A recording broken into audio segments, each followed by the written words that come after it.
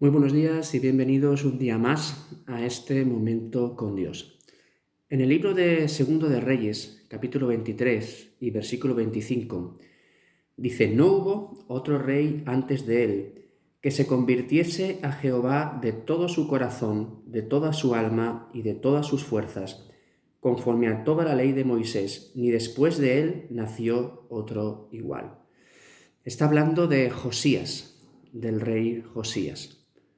Un hombre que, por lo que vemos en este texto, un hombre que el Señor quiere destacar por su forma de ser, por cómo él se entregó enteramente al Señor, y no de cualquier manera, sino que se entregó con todo. Habla que se entregó con todo su corazón, de toda su alma y de todas sus fuerzas. Y no lo hizo en base a algo propio, sino que lo hizo conforme a toda la ley de Moisés. Él se entregó, él se dio completamente al Señor, conforme a lo que él había dejado escrito en su palabra, siguiendo sus ordenanzas, siguiendo sus mandamientos, siguiendo sus decretos y sus estatutos. Pero cuando hablamos de un ciclo en nuestra vida, un ciclo es una serie de acontecimientos que se van repitiendo de una forma periódica en nuestra vida. Josías, este hombre del que el Señor dijo esto que hemos leído, venía de un linaje en el que las personas que tenían que tener más influencia directa en su vida, como su padre y como su abuelo, eran personas completamente corrompidas. Personas que dirigían, que reinaron sobre el pueblo de Dios, pero que no tuvieron en cuenta a Dios para nada. Habla de cómo la Biblia nos enseña cómo hicieron lo malo delante del Señor, cómo permitieron una vida libertina, cómo permitieron que el pueblo viviera a su manera, que viviera alejado de Dios. Pero lejos de querer continuar con esa forma familiar de vivir, Josías decidió romper ese ciclo de maldiciones en su familia. Él decidió romperlo. Y nosotros estamos llamados a quitar esas maldiciones que podemos tener en nuestra vida, que pueden venir de generación a generación, de esas herencias que a veces tenemos y que pensamos que tenemos que vivir con ellas, pero que no es así. Él decidió romper con eso. Y quizás miramos atrás y cometemos los mismos errores que nuestros padres, que nuestros abuelos, mismos errores de gente que cercana a nosotros, de nuestra familia, ha cometido. ¿Cuántas veces dijimos cuando éramos pequeños o ya en nuestra juventud: esto no lo voy a hacer nunca, esto que he sufrido no lo voy a repetir jamás? Y vemos que quizás sin quererlo nuestra vida coge el mismo rumbo. Aquello que dijimos que no haríamos es lo primero que hacemos y lo primero que practicamos. Y es necesario romper ese ciclo maligno en nuestra vida. No tenemos por qué repetir las mismas equivocaciones, los mismos pecados que se han cometido en nuestras familias, incluso aquellos con los que hemos vivido, con los que nos hemos criado. Tenemos la opción de romper eso en nuestra vida. Pero en el tiempo de Josías dice que se encontró el libro de la ley.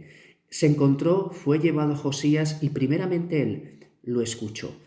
Él quiso saber lo que Dios decía. Él vio en primera persona y escuchó las advertencias de Dios para un pueblo que no le tenía en cuenta, para un pueblo que vivía de espaldas a él, y produjo en su vida un profundo arrepentimiento. Él dice que rasgó sus vestiduras, esa forma desesperada de arrepentirse. Y él lo que hizo es coger la palabra de Dios, siendo el rey, que él tenía la palabra en lo cual él decía lo que se tenía que hacer. Pero siendo el rey, él sabía que tenía un rey por encima de él, un rey que era todopoderoso, un rey que era capaz de hacer todo, un rey que tenía su voluntad, y su voluntad era la mejor para su pueblo, incluso para su propia vida como rey. Y Josías sabía eso. Y Josías lo que hizo fue coger ese libro que él había escuchado primero y acercarlo al pueblo. Lo acercó Y dice la Escritura en el capítulo 23 de Segundo de Crónicas, al principio, versículos del 1 al 3, entonces el rey mandó reunir con él a todos los ancianos de Judá y de Jerusalén, y subió el rey a la casa de Jehová, con todos los varones de Judá y con todos los moradores de Jerusalén, con los sacerdotes y profetas, y con todo el pueblo, desde el más chico hasta el más grande, y leyó, oyéndolo ellos, todas las palabras del libro del pacto que había sido hallado en la casa de Jehová. Y poniéndose el rey en pie junto a la columna, hizo pacto delante de Jehová de que irían en pos de Jehová y guardarían sus mandamientos, sus testimonios y sus estatutos con todo el corazón y con toda el alma, y que cumplirían las palabras del pacto que estaban escritas en aquel libro, y todo el pueblo confirmó el pacto. Vemos dos cosas que él hizo para cambiar esa dirección que llevaba su vida, para ser como esa generación bisagra que decimos. Esto venía en esta dirección descendente desde su familia, pero él cambió la dirección y se enfocó y volvió a Dios, rompiendo esa tendencia. La primera cosa que él hizo es ver ese libro de la ley, leerlo. Y para nosotros en nuestra vida es vital tener el hábito, un hábito que se vuelva una necesidad, de leer el libro de Dios, de leer la Biblia todos los días, de ser alimentado por el Señor, de ver sus planes, su voluntad para nuestra vida y para cada día. ¿Cuál es ese maná diario que nos da en todo momento? ¿Qué son aquellas palabras que tenemos que recibir de Él cada día? Porque le necesitamos. Esta es una de las primeras cosas más importantes para cambiar todo eso. Acercarnos a Dios, acercarnos a su palabra diariamente. Porque dice la Escritura en el Salmo 119 que lámpara es a mis pies tu palabra y lumbrera a mi camino.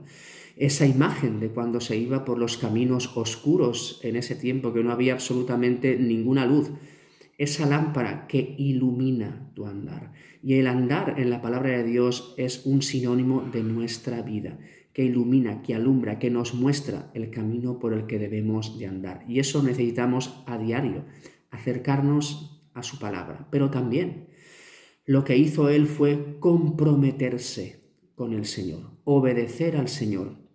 Y él habló con todo el pueblo, les leyó las palabras de la ley. No quiso decirlo con su propia voz, con sus propias palabras, resumiendo, sino que no añadió ni quitó nada de lo que en ella estaba escrita. Y les citó, les habló del Señor y tomó el compromiso, primeramente en su vida, pero después también con el pueblo al que él gobernaba, de que servirían a Dios con todo su corazón y con toda su alma. Porque no basta con ser un oidor de la palabra, necesitamos ser hacedores de la palabra, ponerlo en práctica. Además, después Josías hizo también otro tipo de reformas. Él limpió el templo. Dice la Escritura que nosotros somos templo del Espíritu Santo, que nuestro cuerpo es templo del Espíritu Santo, y él lo limpió. Quitó todo lo que había, imágenes idólatras que había dentro, quitó a los sacerdotes idólatras que estaban allí y lo centró todo en la persona del Señor. Quitó y abandonó toda práctica pecaminosa que sabemos que no agrada a Dios. Lo quitó de en medio. Tres cosas que hizo Josías. Primero, leer la palabra. Segundo, comprometerse con ella, obedecerla, practicarla. Tercero, limpiar su vida, limpiar el templo, quitar y abandonar toda práctica que no honra ni glorifica a Dios. Es curioso que cuando vemos la historia de Josías vemos que tenía apenas 8 años cuando comenzó a reinar sobre Judá, pero fue un hombre sabio en sus decisiones.